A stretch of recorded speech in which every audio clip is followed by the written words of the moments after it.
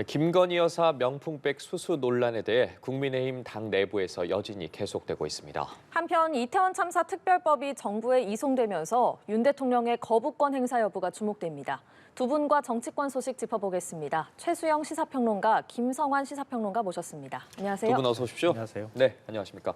먼저 김건희 여사 명품백 수수 관련 문제부터 이야기해 보도록 하겠습니다. 여당 내부에서 좀 비판의 목소리가 계속되고 있는데 관련해서 한동훈 비대위원장도 국민 눈높이에서 생각할 문제다. 그리고 그 전날에는 좀 국민들이 걱정할 부분이 있다고 했는데 이제는 법무부 장관 때와는 좀 다소 결이나 논조나 분위기가 좀 달라진 것 같아요. 어떻게 보세요? 네, 그렇습니다. 그러니까 이제 이 문제가 사실 어찌됐건 악의를 가지고 정치 공작을 말하자면은 어떤 것을 연출해 가지고 대통령 부인에게 말하자면은 명예 손상을 가하려는 그런 의도는 명백해 보이는 그런 정치 공작, 몰카 공작인 건 맞죠. 맞는데 그럼에도 불구하고 이제 이 문제의 본질은 대통령 부인이 이제 선물을 받는데 선물을 받을 수 있는 거는 사실은 대통령 순방이라든가 해외 정상이 올 때 이제 받는 그 선물 외에는 대통령 부부가 정식으로 받을 수 있는 선물은 없단 말이죠. 그런데 이제 그것을 사적으로 그렇게 이제 했던 데 대해서 어쨌든 국민 여론이 부적절하다 보는 여론이 있어요. 그러니까 이 간극을 그러면 법적으로는 이게 분명한 본질은 정치 공작이고 몰카 공작인 건 분명한데 그러나 국민들이 어떤 사안을 바라보는 거는 그 사실의 영역뿐만 아니라 인식의 영역이 더 사실 중요하거든요. 그러니까 어떻게 받아들이느냐 이 문제는 정치권이 고민해야죠. 정치권은 국민의 마음을 사고 그다음에 국민들이 어떤 지지를 받아서 정당이라는 게 운영되는 거고 실제로 그것이 이제 정권 획득고 가는 과정이기 때문에 더더군다나 총선을 80여일 남은 상태에서 국민적 눈높이라든가 여러 가지 국민적 공감의 부분에서 이런 것들이 동의되거나 말하자면 국민들이 동의하지 않는 부분들이 분명히 존재한다 그러면 정치권은 해법을 내놔야죠. 그런 측면에서 이제 아마 고민하는 것 같아요. 그런데 이제 대통령실의 입장은 이제 분명하게 이거는 정치 공작이라고 규정을 하는 것 같고 근데 중요한 건 이제 원내대표 입장에서는 아마 그런 것 같아요. 여야 협상을 하는 창구이기 때문에 야당의 부당한 정치 공세를 막는 게 우선이고 이것에 대한 본질을 부각하는 게 맞으니까 그렇게 이제 약간 결이 다른 걸 내는 것 같은데 기본적으로 한동훈 위원장이 지금의 당 대표이자 비대위원장 아니겠습니까? 비상한 상황에서 당을 이끌어달라고 영입했던 만큼 한동훈 위원장이 이 문제를 어떻게 바라보고 인식하는가는 매우 중요한 터닝 포인트이기 때문에 지금 한동훈 장관이 어제부터 조금씩 달라진 발언을 이야기하는 거는 이 사안을 바라보는 어떤 인식의 약간 영역이 조금씩 변화를 주고 있는 건 아닌가 뭐 그런 분명해 보이는 것 같습니다. 예, 관련해서 어쨌든 한동훈 비대위원장이 계속해서 입장을 내놓고 있거든요. 어떻게 보고 계세요? 한동훈 비대위원장이 그동안 야당과 관련돼 있는 문제나 또 자신이 생각하고 있는 문제를 밝힐 때 굉장히 선명한 입장을 취했었잖아요. 근데 지금 이 사안만큼은 굉장히 모호한 태도를 보이고 있다는 거죠. 저는 당당하지 못하다 이렇게 생각합니다. 그러니까 대통령실이 문제가 있다고 하거나 대통령한테 문제가 있을 때 야당 비대위원장으로서 그 문제를 지적해주고 대통령 국정기조를 바꿀 수 있도록 해달라고 하는 게 국민 다수의 여론이라고 한다면 한동훈 비대위원장은 지금 김건희 여사 명품백과 관련해서 국민 의견을 전달해줘야 되는 역할을 해야 되는 거예요. 예를 들면 국민들이 이 부분을 잘 받아들이지 않으니 대통령실이 입장을 밝혀줬으면 좋겠다라든가 또 뭐 어떤 방식으로든 김건희 여사가 이 부분에 대해서 유감 표명하고 그리고 어떻게 문제를 앞으로 해결해야 할지 대안을 내놨으면 좋겠다고 한다던가 그렇게 해야 되는데 대통령실하고 갈등하는 모습을 보일까 봐 전전긍긍하고 그리고 국민 여론은 또 의식하지 않을 수 없으니까 국민 눈높이에서 생각했으면 좋겠다 이렇게 애매모호한 태도를 취하고 있다는 거예요. 이게 당당하지 못하죠. 기존의 다른 태도들하고 비교해 봤을 때도 마찬가지고요. 그러니까 결국은 본질은 한동훈 비대위원장이 그동안에 뭐 이른바 김건희 특검법 문제부터 시작해서 이태원 참사 특별법 이런 것들 거부권 행사하는 문제와 관련해서 계속 대통령실하고 코드를 맞춰오고 있는 상황이잖아요. 거기에서 한치도 지금 벗어나지 못하는 현실을 보여주고 있는 것이다 이렇게 생각하고요. 앞으로 그렇게 하면 할수록 특히 이제 수도권 지역에서 국민 여론이 좋지 않다는 사실을 후보들이 많이 알고 있기 때문에 당내 파열음을 아무리 막으려고 해도 막지 못하는 현상이 나타날 가능성도 있다 이렇게 생각합니다. 예, 대통령실 이야기가 나왔으니까요. 대통령실도 어쨌든 입장을 냈습니다. 좀 명부인에게 의도적으로 접근한 것이다 입장 표명을 했는데 관련해서는 좀 어떻게 보셨어요? 그러니까 저는 대통령실 입장에서는 사실은 대통령실은 물론 이제 국민이 선출해서 지금 대통령이 지금 국정을 운영하고 있지만 그럼에도 불구하고 이 사태의 본질을 이제 우리가 보겠다는 그런 뜻인 것 같아요. 그러니까 이 사태의 본질은 사실은 대통령 부인에게 의도와 악의적인 그런 생각을 갖고 접근해가지고 그것을 이제 몰래 찍어서 그 영상을 통해서 대통령 부인의 심대한 그 명예를 훼손했다. 이게 본질이기 때문에 사과의 영역은 아닌 것 같다라는 이제 생각을 하는 것 같은데 그럼에도 불구하고 이제 어쨌든 대통령실과 당은 한몫일 수밖에 없지 않습니까? 그래서 국정 운영에 대한 평가와 성과도 모든 것을 공유할 수밖에 없는 사안인데 제가 총선을 앞두고 있어요. 총선이라는 거는 어쨌든 국민들이 3년 차에 접어든 윤석열 정부를 심판하고 평가하는 그런 이제 시점인데 과연 그러면 이렇게 민감한 사안들, 그러니까 이게 법적으로는 이게 엄청나게 위법이 아닐 수 있어도 국민 감정에 부합하지 않는 이런 것들에 대해서 그러면 정리가 안 된 상태에서 그럼 총선을 치를 것이냐라는 부분에 대해서는 당의 요구를 언제까지도 거부할 수도 없는, 물론 지금 당의 입장이 명쾌히 정리되진 않았습니다. 한동훈 위원장이 어떠해서 대통령실에 건의하겠다가 아니라 지금 여러 가지로 조율 중에 있다는 식의 지금 뉘앙스를 얘기하기 때문에 그렇지만 저는 어떤 형태로든 뭐 설 전이라든가 이럴 때 입장 표명, 그러니까 대통령실의 입장 표명이든 한동훈 위원장이 요구했던 것이 포함된 입장 표명이든 입장 표명이 있어야 할 걸로 봐요. 왜냐하면 이거에 대해서 얘기하지 않고 넘어가면은 어찌됐건 이 부분이 대통령 부인이 영부인이 총선까지 아무런 외부 활동하지 않는다 하더라도 이 문제는 계속 잠복기에 접어들 수밖에 없기 때문에 이 문제에 대한 어떠한 형태로든 언급은 있어야 할 건데 저는 뭐 설 전이라면 이제 총선이 약 한 60일 정도 남은 상태일 텐데 그렇다면은 국민 눈높이에 맞는 그런 어떤 그 의견이라든가 입장들이 당과 조율되어서 나올 수 있는 가능성이 저는 있다고 봐요. 그래서 대통령실의 입장은 지금 원칙적인 입장을 밝히는 거고 다만 좀 유연하게 당의 의견을 받아들여서 수렴하는 과정을 통해서 다시 한번 입장 표명이 전 있을 수도 있지 않을까라는 생각을 합니다. 예, 어제 대통령실 관계자가 밝힌 내용은 재작년에 재미교포 목사가 김 여사 선친과의 인연을 앞세워서 의도적으로 접근한 거다. 그리고 대통령 부부에게 접수되는 선물은 대통령 개인이 수취하는 게 아니라 관련 규정에 따라 국가에 귀속돼서 관리 보관된다. 이렇게 얘기를 했단 말이죠. 이런 입장은 어떻게 보십니까? 그러니까 언제까지나 대통령실이 이렇게 눈 감고 귀 막는 일을 계속할 수 있을까 좀 그렇게 생각하는데요. 방금 전에 이제 최수정 평론가께서도 얘기하셨지만 어떤 방식으로든 입장을 내야 할 수밖에 없을 가능성이 높아요. 제가 볼 때는 언제까지 이 상태 그냥 그대로 두겠습니까? 그러면 입장을 낸다고 하면 좀 더 당당하게 아니면 인정할 거 있으면 빨리 인정하고 이런 태도를 보이면 국민들이 좀 반감이나 분노하는 여론들이 좀 사그라들 가능성이 있는데 오히려 자꾸 부추기는 쪽으로 가는 것 같아서 좀 답답한데요. 이게 이제 그동안에 명품백 수수 의혹이 제기가 된 이후로 영상이 공개된 이후로 대통령실 관계자가 비공식적으로든 공식적으로든 첫 번째로 입장을 내놓은 거예요. 처음 입장을 내놨는데 이런 식의 입장이 나온 거예요. 이거는 의도적으로 접근한 불법 촬영이었다. 이른바 이제 몰카 공장이었다고 얘기하는 기존의 논법에서 하나도 달라진 게 없어요. 그리고 그 다음에 지금 대통령실이 공식적으로 마치 받은 선물인 것처럼 이렇게 설명을 하고 있거든요. 그 가방은 사적으로 쓰지 않고 잘 보관하고 있습니다. 이렇게 얘기하면 청탁금지법에서 좀 비껴가할 수 있지 않을까 하는 그런 계산을 한 것으로 보이는데요. 좀 크게 두 가지의 문제가 있다고 보는데 첫째, 입장을 밝히는 형식의 문제가 있습니다. 누가 대통령실 관계자한테 이런 식의 언론 인터뷰하듯이 전화 통화를 통해 가지고 입장 밝히라고 했습니까? 그게 아니잖아요. 지금 영부인이 지금 사적으로 어떤 선물을 수수했다고 하는 의혹이 제기가 된 거예요. 그러면 대통령이든 영부인이든 공식적인 입장을 밝혀야 한다. 이 부분이 있는 거고요. 영부인과 관련된 의혹은 대선 기간 동안에 계속 제기가 됐던 거였어요. 제가 입으로 굳이 거론하지 않겠습니다. 근데 다만 그런 의혹 제기가 되고 난 다음에 영부인 스스로가 입장을 밝혔어요. 저는 아내 역할에 내조에 충실하겠습니다. 또 대통령 취임하고 난 다음에 그 약속 다 깨버렸잖아요, 스스로. 그런데 거기에 대해서도 입장 발표 한 번도 한 적 없습니다. 근데 대통령실 관계자가 마치 언론에 홀리듯이 이런 식의 형식을 가지고 대통령실 입장이 나오는 게 이게 적절합니까? 형식적인 부분에 있어 부적절하고요. 내용적인 측면에 있어서도 마찬가지입니다. 대통령이 취임하고 난 다음에 영부인이 사적인 사무실을 운영했잖아요. 그 사무실을 운영하는데 경호를 뚫고 사적인 인연 있는 사람이 왔어요. 물론 이게 범죄라고 하지만 아무리 의도적으로 접근했다 하더라도 대통령이 영부인한테 의도적으로 접근한다고 영부인이 만나줍니까? 말이 안 되는 얘기를 하고 있는 거고요. 그렇게 해서 만났다 하더라도 아무리 사적인 인연이 있다 하더라도 남편이 대통령이 취임한 거 아닙니까? 그럼 영부인 자리에 올랐으면 아무리 명품백을 들고 왔다 하더라도 거절하는 게 마땅하잖아요. 근데 받았잖아요. 근데 그게 공식적인 어떤 그 선물을 받은 겁니까? 어떻게 국빈 행사 나가가지고 해외에서 선물 받은 것처럼 지금 얘기하는데 그게 아니잖아요. 우리 대통령 기록관에 가면은 대통령이 받은 선물들 다 있는 거잖아요. 마치 그런 선물인 것처럼 지금 얘기하는 지금 사실을 호도하는 얘기를 자꾸 하고 있단 말이에요.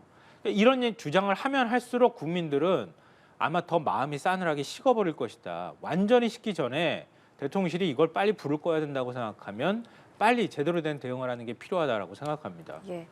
이번 논란에 대해서 여당 내에서도 이견이 좀 있는 것 같습니다. 김경률 비대위원이 연합뉴스TV에 출연해서 이걸 정치 공작으로 규정한 게 TK 출마자의 시각이다. 이런 취지로 얘기를 하자 윤재욱 원내대표가 그렇게 지역별로 갈라서 얘기하는 건 적절하지 않다. 유감을 표했거든요. 이건 어떻게 보셨습니까? 글쎄요, 이 사안, 그러니까 지금 뭐 수도권 출마자든 뭐 경북 TK의 출마자든 총선 승리를 향한 국민의힘의 생각은 다 같을 거예요. 이겨야 한다는 생각일 거예요.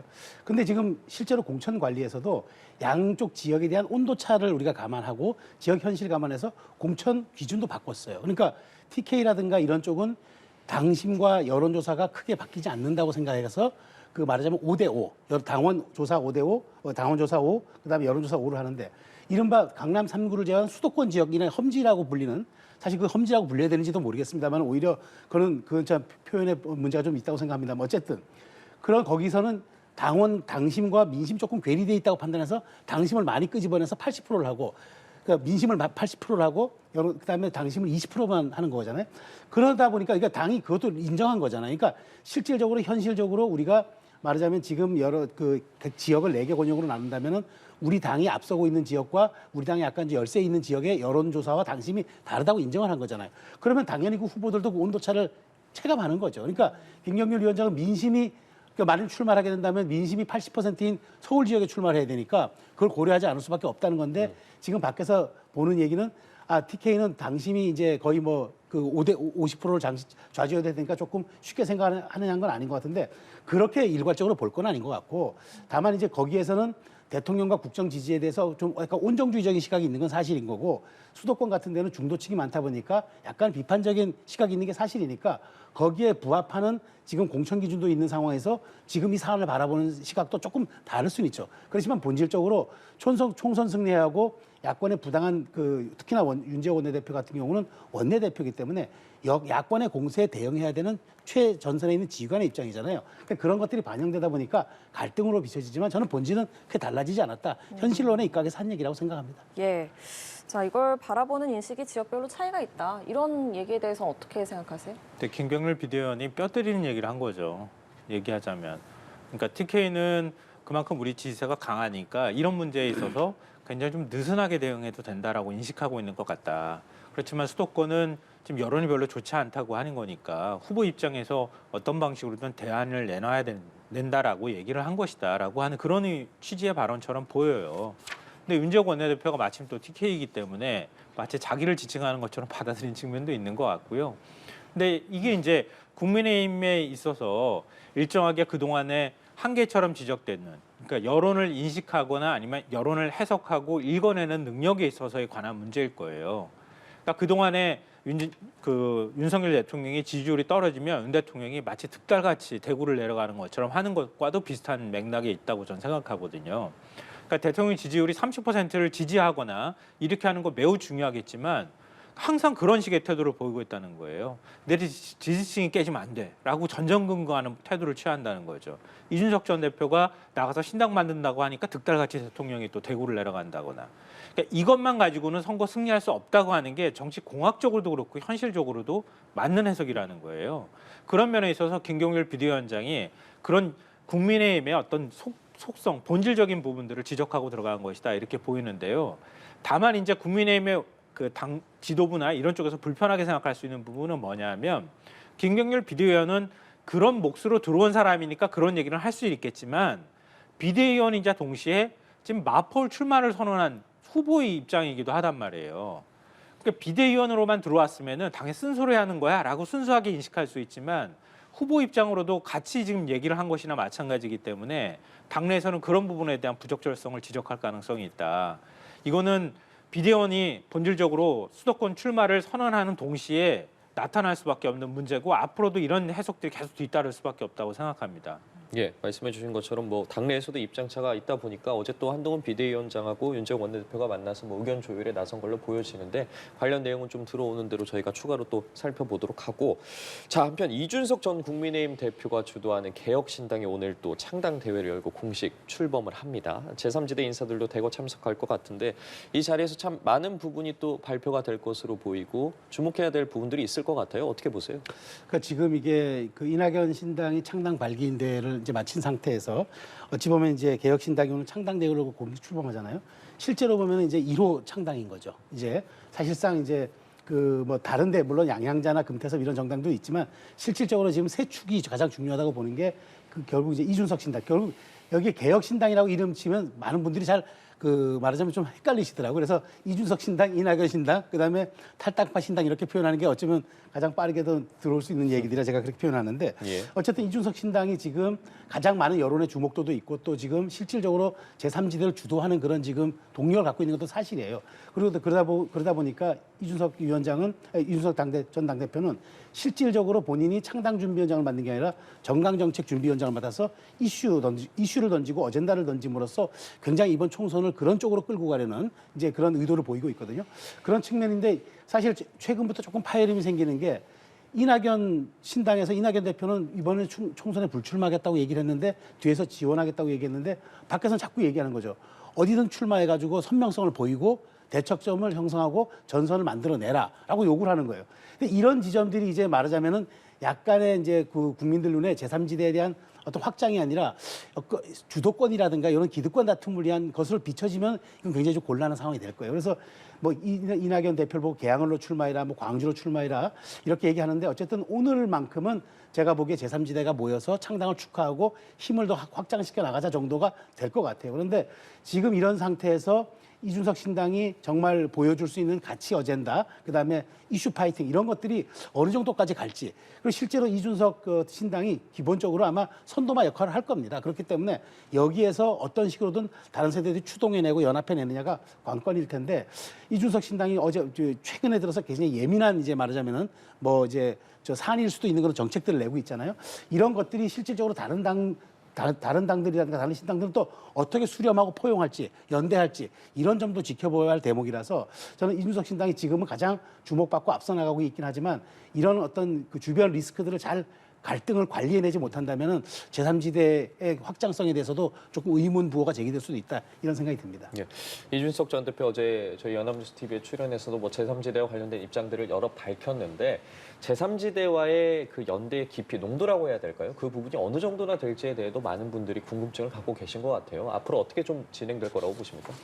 쉽지는 않을 거예요. 많은 분들이 다 아마 그렇게 예측하실 것 같은데요. 왜냐하면 선거, 특히 이제 총선 앞두고 대선 앞두고도 그런 현상이 나타나지만 당이 이제 흡수 통합이든 아니면은 뭐 그냥 당대당 통합이든 간에 통합되는 현상들이 많이 나타나잖아요. 예. 뭐 후보 단일화도 역시 마찬가지인데요. 단일화가 되기 위해서 가장 좋은 조건은 한쪽의 덩치가 커야 돼요. 그리고 그 덩치가 큰 후보든 아니면 정당이 다른 정당하고 같이 만났을 때 플러스 알파가 생겨야 돼요. 근데 지금 그러면은 이 지금 제3지대하고 비교를 하자면요. 이준석 전 대표는 기선 잡기를 하고 있는 거예요, 이미. 먼저 앞서 막 달려나가고 있거든요. 이 굉장히 중요한 의미가 있다고 보는데요. 이준석 전 대표가 이렇게 창당하고 규모를 갖추고 공약을 막 본격적으로 내놓기 시작하면 다른 당들은 일정에서 뒤처진단 말이에요. 그러니까 따라가는 정당처럼 된다는 거죠. 그러니까 이준석 전 대표를 견제하는 게 아니라 이준석 전 대표를 중심으로 해서 제3지대가 통합되는 방향으로 국민들이 인식할 가능성이 높아진다. 그러니까 이준석 신당이 만들어지는데 굉장히 유리한 위치를 점할 가능성이 있다 이렇게 보이고요. 그리고 반대로 다른 이제 그 제3지대에 있는 이낙연 전 대표나 아니면 또 다른 세력의 경우에는 이준석 전 대표하고 만났을 때 정말 큰 시너지가 날 수 있느냐 없느냐를 걸 계속 고민하게 될 거예요. 근데 가장 큰 세력이라고 우리가 보통 정치적 무게감으로 얘기할 때 이낙연 전 대표 얘기하잖아요. 이낙연 전 대표가 이준석 신당이라고 하는 큰 틀이 만들어지고 난 다음에 제대로 된 모양을 꼴을 못 갖추게 되면 결국은 여기에 흡수 통합이 됐든 같이 더 섞여 들어가는 건 모양새가 된다는 거예요.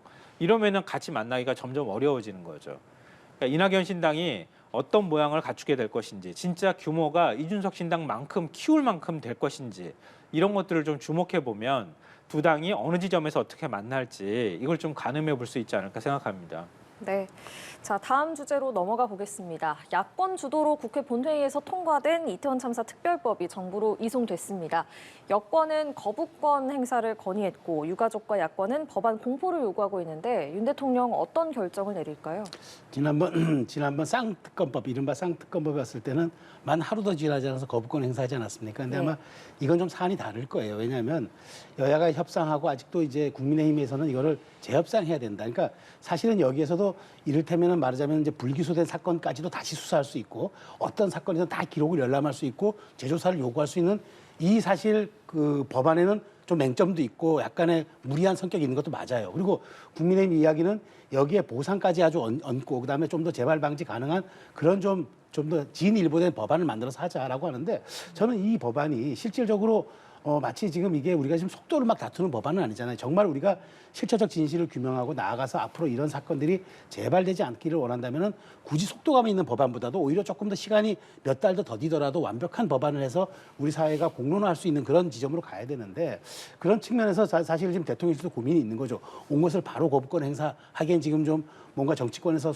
얘기되는 그런 뭐 재논의들이 좀 있었으면 하는 그런 바람이 있는 것 같아요. 그럼에도 불구하고 어쨌든 저는 이 법안을 가지고 야권이 너무 총선 전략으로 이렇게 계속 푸시하는 건 좀 곤란하다. 왜냐하면 실질적으로 물론 이제 국회 여권의 입장을 반영해서 추천위원들을 이제 국회의장이 추천하고 유족들이 하는 걸로 했지만 실질적으로 유족과 국회의장이 추천한 분들이 아무래도 여권에는 좀 비판적일 수 있다는 건 분명한 사실 아니겠습니까? 그러니까 이렇게 조금 약간 뭐 독소 조항은 아니겠지만 그럼에도 쟁점이 될 만한 조항들은 저는 정치권이 다시 한번 협상을 해가지고 지금 해도 된다고 봐요. 왜냐하면 지금 수사가 이태원 참사에 대한 수사가 지금 급물살을 타가지고 지금 말하자면 검찰이 지금 서울경찰청장을 기소의견으로 재판에 넘기고 뭐 그때 상황관리실장도 지금 넘기지 않았습니까? 이렇게 지금 책임자들의 조사가 좀 맞자면 급물 싸고 있는 상황에서 이렇게 앞으로 우리 모법이 될 만한 어떤 참사에 대한 이런 법안들이 너무 이렇게 급속하게 여야가 막 시간을 다퉈서 처리하는 건 저는 이거는 좀 온당하지 못하고 대통령실에 참 거부권 행사에 대한 고민이 있겠지만 저는 이 부분 다시 한번 재협상해서 총선 이후로 미뤄서 같이 여야가 한번 이 부분을 머리 맞대는 게 맞지 이것까지도 총선에 너무 이용하듯이 야권이 밀어붙이는 거는 조금 좀 무리가 있지 않냐 그런 생각이 듭니다. 예, 재협상 필요성을 얘기하셨는데 어떤 의견 갖고 계세요? 정치권이 합의해서 법안들을 만드는 건 너무 당연한 거잖아요. 또 그렇게 하길 바라는 국민적인 바람이 있는 건데요. 근데 항상 국민의힘이나 뭐 대통령실에서 보이는 태도는 그러니까 그런 결과들을 초래해놓고 난 다음에 그래도 합의해야죠. 또 야권이 일부러 단독으로 처리한 거네요. 총선용이네요. 이런 식으로 자꾸 여론을 호도하는데요. 정말 그러지 않았으면 좋겠어요. 저는. 왜냐하면 이것도 역시 패스트트랙에 태운 거예요. 그때 그 시기가 언제 다시 본회의에 상정이 될지 몰랐습니까? 알았어요. 아는데도 불구하고 협상에 응하지 않았고요. 유가족들이 그렇게까지 법안 통과를 요청했지만 국민의힘은 유가족 제대로 만나서 성의 있는 얘기 한번 해보지 않았어요. 그렇게 해놓고 난 다음에 총선 때 왔어요. 국회에서 본회의 상정 바로 앞두고 있으니까 국회의장이 중재안까지 냈어요. 그러면은 특조위 활동하는 거 총선 이후로 미룹시다. 그래서 총선 전에 특조위가 활동하면 이거 정치적으로 오해받을 소지가 있지 않느냐. 국민의힘에서 얘기해서 그건 받아들였어요. 그리고 특조위 구성하는 것도 유족 측에서 2명 추천할 수 있도록 되어 있는 거, 국민의힘이 그 야당 성향 아닙니까? 유족을 야당 성향이라고 분류하는 것도 참 어이가 없지만 그렇게 얘기해서 그럼 국회의장이 지금 무소속으로 중립 입장에 있으니까 국회의장이 3명 추천하는 걸 서로 합시다. 그렇게 해가지고 특조위 11명 중에 여야 4명씩 각각 하고 그리고 3명은 국회의장이 하도록 했어요. 국민의힘이 요구하는 거 받아들였다는 거예요. 중재안으로. 그리고 난 다음에 지금 이 특조위 관련돼서 법안 통과시켰어요. 이태원 참사 특별법. 그리고 특조위 활동도 한동훈 비대위원장은 뭐 검찰 역할에 준하는 거라고 또 제가 볼 때는 여론을 호도하고 거짓말을 하던데요. 전혀 그렇지 않고요. 과거에 했던 특조위들하고 더 특별하게 권한이 부여된 건 없어요. 그럼 총선 이후에 할 거 아닙니까? 그럼 무슨 명분으로 그럼 거부하는 겁니까?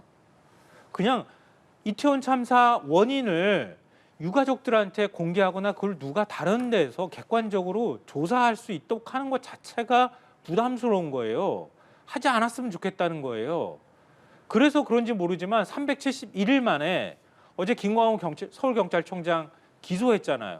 어떻게 하필이면 요 시점에 딱 맞춰서 기소하는지도 참 신기한데요. 이런 식의 태도를 보이고 있다는 거예요. 하나하나 좀 사안들을 들여다보면서 왜 국민의힘이 이런 결과들을 초래했는지 이런 것들에 대해서 얘기를 할 게 아니라 지금 여야가 합의해야죠. 이런 식으로 얘기하는 게 이게 어디 있습니까? 이렇게 하니까 오히려 비정하다. 이런 비판들을 저는 듣는 거라고 생각해요. 정치적으로 이용하는 건 대통령실과 국민의힘이라고 저는 생각합니다. 예, 윤 대통령이 어떤 결정을 내릴지는 좀 더 지켜보도록 해야 할 것 같고요. 이번에 좀 민주당 내 총선 관련 상황 좀 살펴보도록 하겠습니다.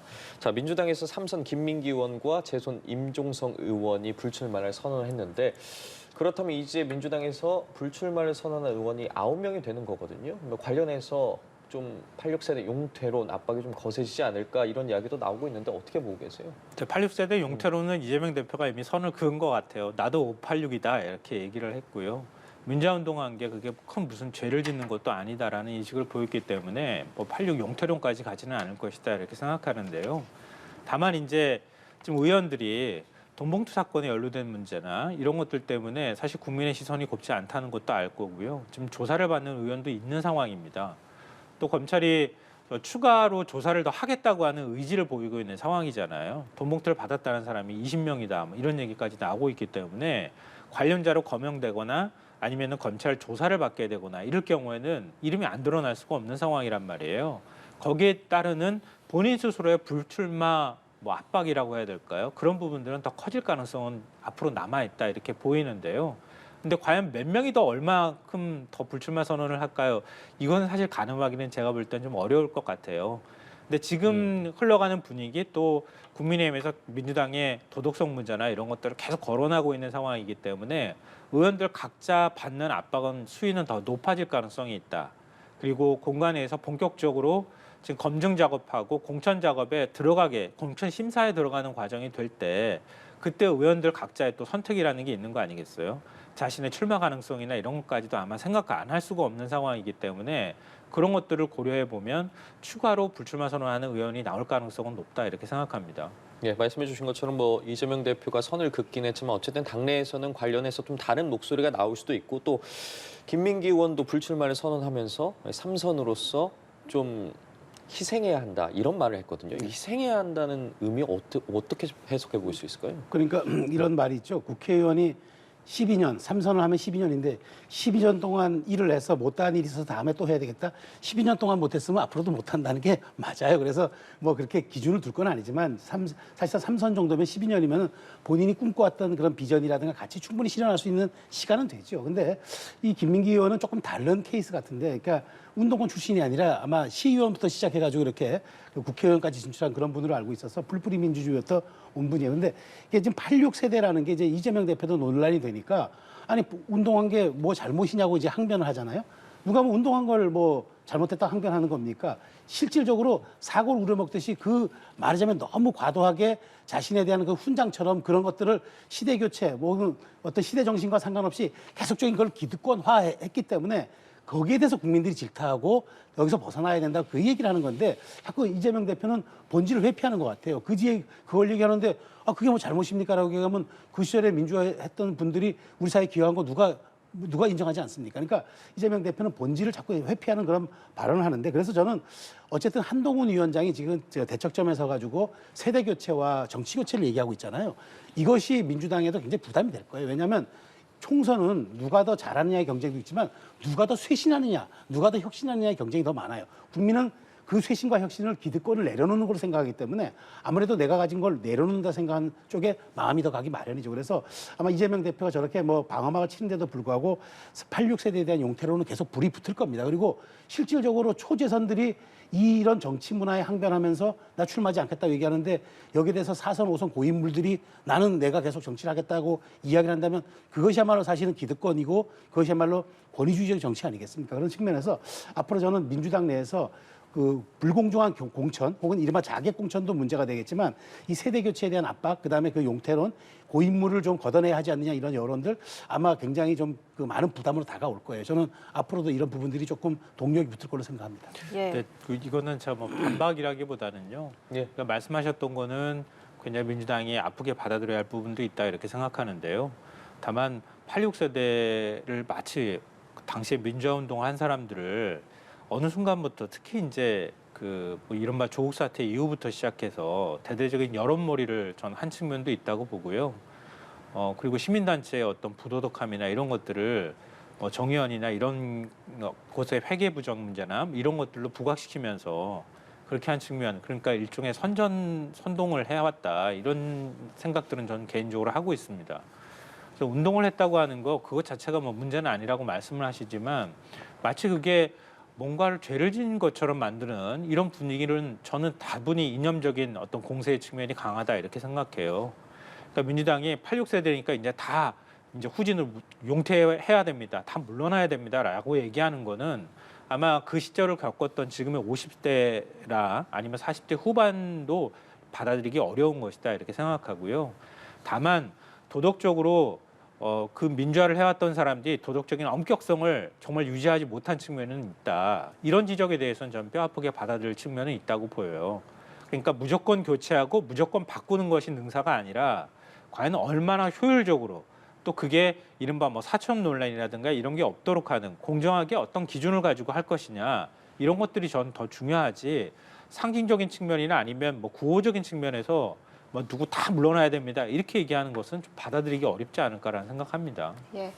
재선 임종성 의원 같은 경우에는 지금 민주당 전당대회 돈봉투 살포 의혹에 연루가 돼서 검찰 조사를 받고 있고 또 지역구의 한 건설업체로부터 제공받은 법인카드를 사용한 게 드러나서 또 압수수색을 혐의를 받아서 압수수색을 받기도 했는데 앞서 김성환 평론가께서는 좀 언급을 해주셨으니까 이번엔 최수영 평론가께 여쭙겠습니다. 이런 당내 사법 리스크 있는 의원들의 불출마 선언이 더 나올 걸로 보십니까? 그렇죠. 그럴 수밖에 없죠. 왜냐하면 이 임종성 의원이 사실은 뭐 경기도당 위원장도 맡고 있고 아마 친명 핵심으로 지금 분류되고 있는데 중요한 거는 이분이 어쨌든 지금 재판이 진행되고 있지만 돈봉투 수수 의혹도 있고 그다음에 뭐 그 법인카드를 이제 뭐 받아서 쓴 흔적도 있지만 실적으로 이분만 그런 게 아니라 지금 돈봉투를 받았다고 하는 의원들이 지금 재판에 지금 뭐 소환되거나 하는 분들이 계속 있잖아요. 그러니까 이제 이분이 이렇게 했기 때문에 다른 분들에게도 비슷한 어떤 그런 기준이 적용될 수밖에 없는 그런 상황에 처한 거죠. 그리고 특히나 이제 이재명 대표 같은 경우도 사법 리스크에서 계속 지금